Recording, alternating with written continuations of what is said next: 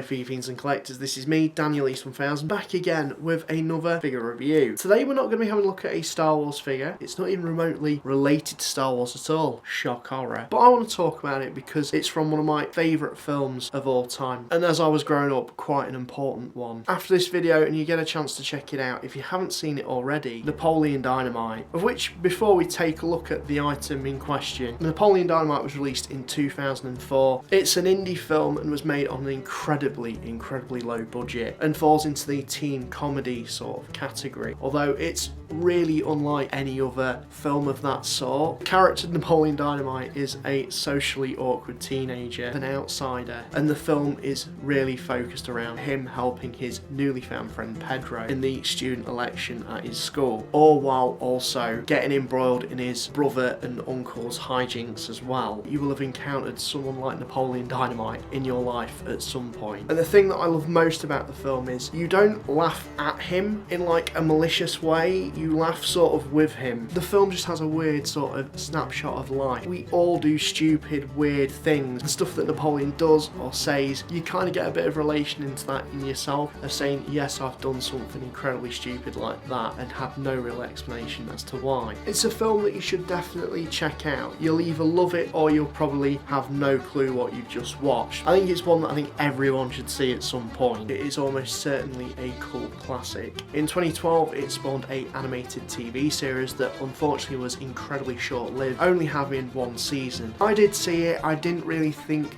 overly too much of it. I think the main problem for it was trying to compete with stuff like Simpsons, Family Guy, and some elements of it did fall into that sort of humour, which isn't really what Napoleon Dynamite was about. It was more about observational things, almost feeling off the cuff as to what Napoleon would say or do, and it didn't really quite capture that. That being said, more recently, IDW have done a comic book series called Impeach Pedro, of which follows on from after the film, and I've yet to check that out. Today we're going to be having a look at something from a new toy company, The Loyal Subjects, BST AXN. They've done mainly stuff for anime. No, they've done a Gandalf for Lord of the Rings, AC/DC, the band, and well, this as well. I'm sure they're probably going to be producing more things because, as on the box states, BST features, BST articulation, BST assortment, and well, allow me to be the judge of that. So here we have the figure in the box. We have had a Napoleon Dynamite figure before. This came from McFarlane Toys. Now the only problem with those was, as per McFarlane Toys' past mandate, they were basically statues more than anything, just monopose figures. There was quite an assortment actually, surprisingly, and they also did a 12-inch figure, roughly that size, of which I do have somewhere.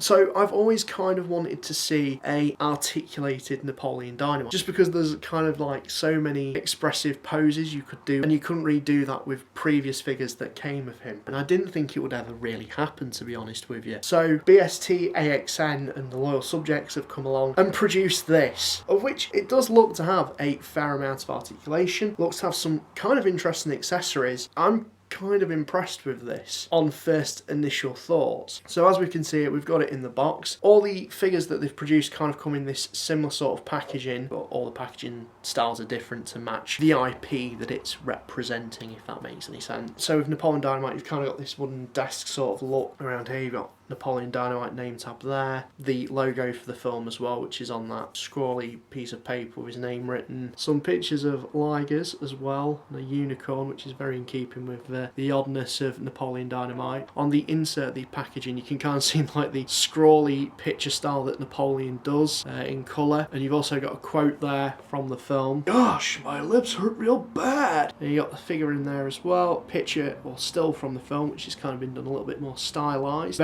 Very iconic scene, sort of goes with why I always wanted to see a posable Napoleon Dynamite figure, really. So on the side, Napoleon there, you've got the BST AXN mandate, of which we will judge very shortly when we get this figure open. On the back, You've got a bio, of which I will include in the description down below, which you can read after this review, or if you want to pause it now, you can do that now. Picture of the action figure sort of posed. It looks like a CGI mock-up almost. 22 points of articulation, which is kind of impressive for a relatively new company. Multiple accessories. It shows you what accessories he comes with. Incredible super details. We'll judge that in a moment. A ton of legal garb at the bottom, as well as some social media links. So that's the box. Other than the underside, you've got a load of legal MacGuffin there. Let's crack this figure open and take a look at it, shall we? So here's the figure out of its plastic prison and packaging, and upon first glance, yes, it does look incredibly basic. I mean, there's only so much you can really do with a Napoleon Dynamite figure, and this does it. In all fairness, nothing too far out from my initial reaction of seeing this in the box. I will go through a couple of little issues I do have with it, and just point out some features in this review. So here we have the figure. If we give him a bit of a close-up, the head sculpt, while promotional pictures online don't do it much justice, I do have to say it's kind of there, some likeness to John Heder. Not too much, but there is a little bit there. You have to say, for the size, and because this is a relatively new company as well, I'm not going to berate them too much for the likeness. I think it's a fairly good likeness for the scale. And in terms of the glasses, I think that's really cool. Can't take them off, as far as I'm aware. I've not been able to. I don't see why you would. But, I mean, some figures that I've had in the past that have glasses, or sort of goggles, some manufacturers just can't quite get that right, and well, the loyal subjects have seemingly got it here, which is quite impressive really. You've got his red frizzy hair as well. It would have been nice if there was a bit of a wash to that hair, just to bring out some of the, you know, some more detailing. If we go around, just quite a basic white t-shirt, but then looking on the front, the printing on that t-shirt for the Vote for Pedro. If you vote for me, all of your wildest dreams will come true.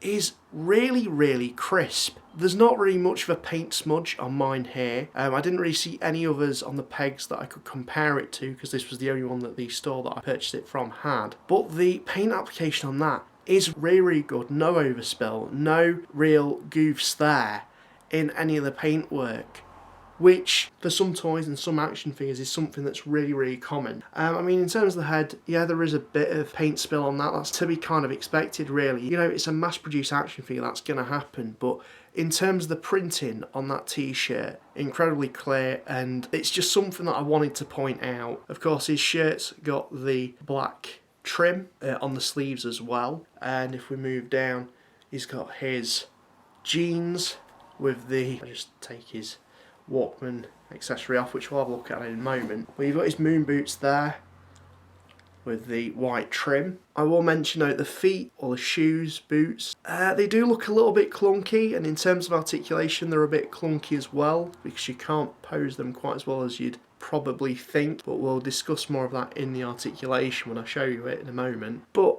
you've got some line etching in there to resemble the, you know, the boots, the shoes that he wears, which is quite nice.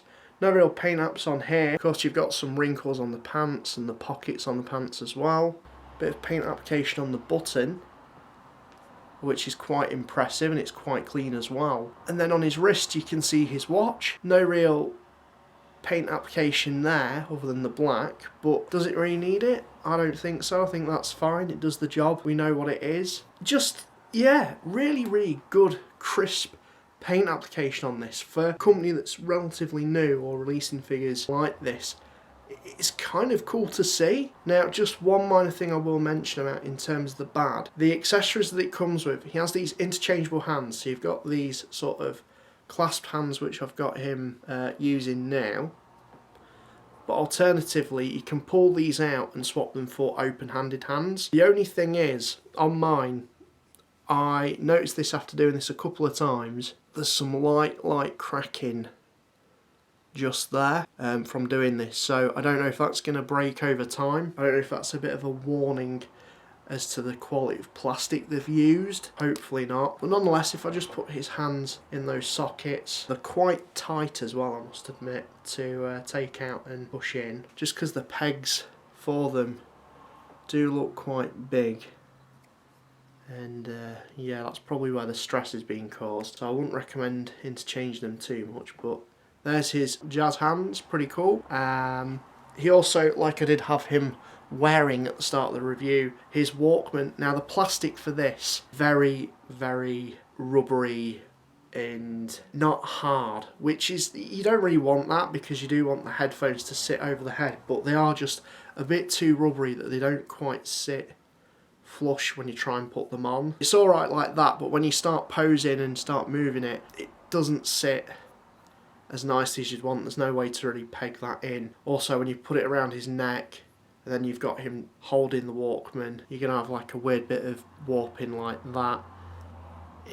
Yeah, it's a very, very minor thing. It's a cool accessory for what it is. I love the paintwork they've put into it. In terms of just the plastic they've used, it could have been a little less rubbery, but then again, if it was too hard, you wouldn't be able to sort of sit it over his head, and this wouldn't be posable enough to have him hold it really. So quite nice they included that. Now, what I will say about posability on this guy, that gets a big tick.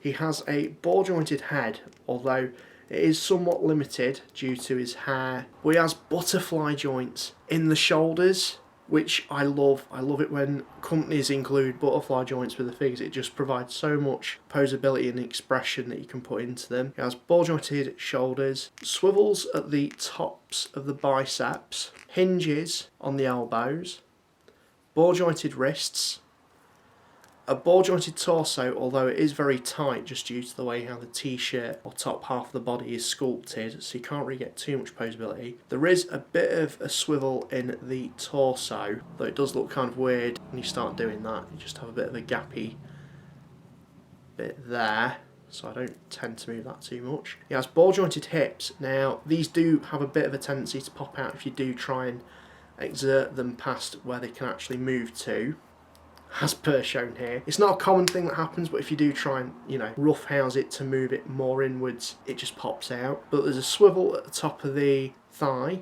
double hinged knees, and ball jointed ankles with swivels in there as well, so the feet can go like that, move forward and move back, but it's very limited in how those actually move, as I've said. So that's all the articulation that this guy comes with. I think you can get some really good poses out of him. I think it's quite an expressive figure, and for what it is, for a Napoleon Dynamite figure, this is probably the best one that's available. Sweet!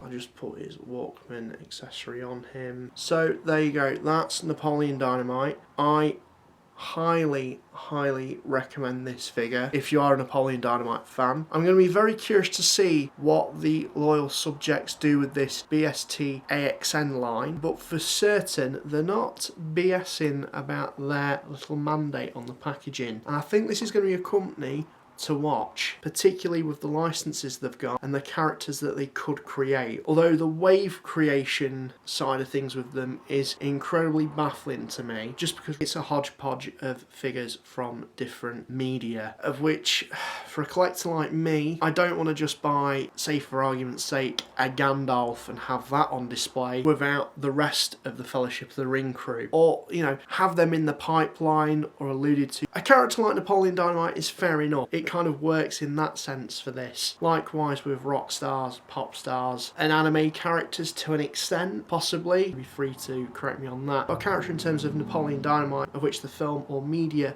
is mainly centred around, it makes sense. Would I like to see a kip being made? That sounds pretty good. Pedro, Deb and Uncle Rico? That'll be pretty cool, but I somewhat doubt it. As for getting a Napoleon Dynamite figure though, with this amount of articulation, it gets a big thumbs up from me. And if you are a Napoleon Dynamite fan, it's one that you certainly would want to add to your collection. That's all I've got to say in terms of this review. Let me know what you guys think in the comments down below. And this is me, Daniel East 1000, signing out, and thank you very much for watching.